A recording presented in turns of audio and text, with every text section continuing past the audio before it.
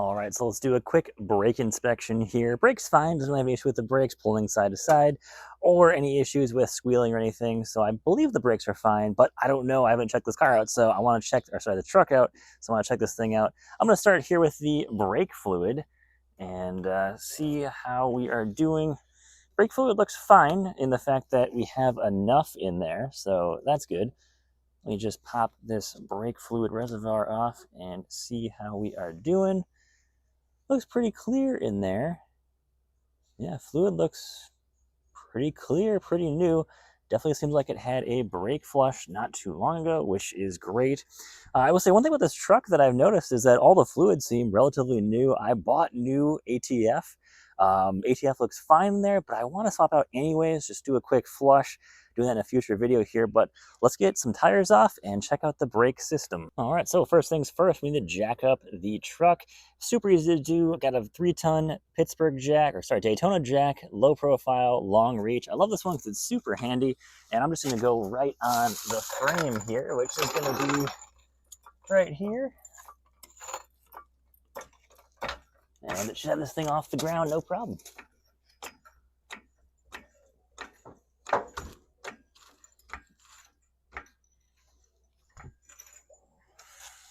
There we go. Pop off these lugs.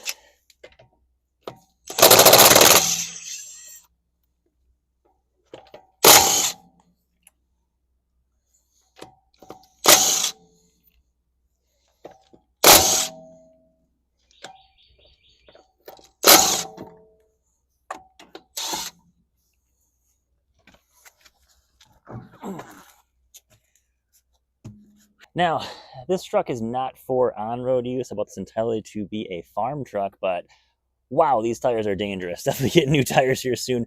Look at that cracking on the inside here. When you're checking out tires, do not just look at the tops, the fronts. You need to look at the back. You need to look at everything when it comes to tires. This is dangerous, guys. Do not drive around with tires looking like this. All right, let me show you on the inside here. This is going to be your brake caliper. Here's your brake rotor. We need to look right on in here, and it looks like we got plenty of brake pad left. That's what we want to see. You can see that brake pad, how much meat we've got on there yet still.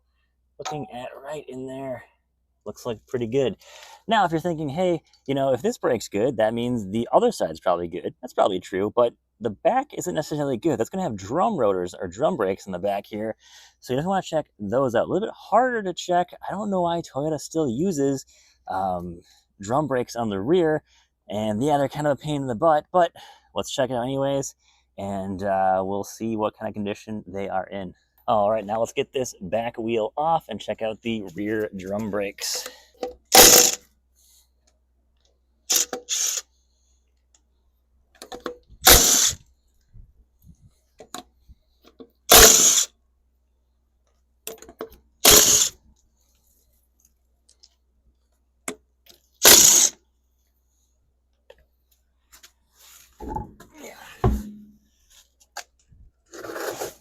All right, a couple of quick hits with the mallet. This thing is coming off, no problem. All right, we got that drum off. No bolts or anything to take off to get that off. Maybe just a couple of quick hits, you know, with a rubber mallet. All right, now checking out these drum brakes. We got plenty of life left on here. Good amount of pad there.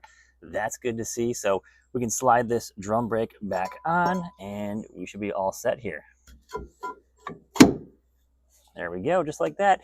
Really not much to it, honestly. I'd say it's about as easy as checking the front brakes. Just not as quick, though, is the only thing. You take this off, then you have to take, obviously, you take the tire off, then you take the drum itself off, check it from there.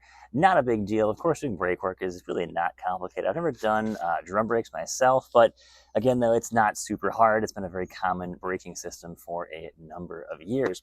So we're going to get the tire back on. Brakes all look good. Fluid looks good. That's what we want to see.